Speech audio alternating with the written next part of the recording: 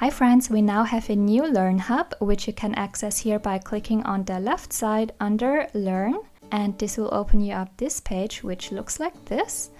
We have all tutorials listed here from this year. If you have any questions or you want to filter through any different tutorials, you can also type them up here. For example, if you want to learn more about calendars, you can type in calendar. And then the tutorial will show up below. What you can do as well is you can also search for specific topics by selecting the tags.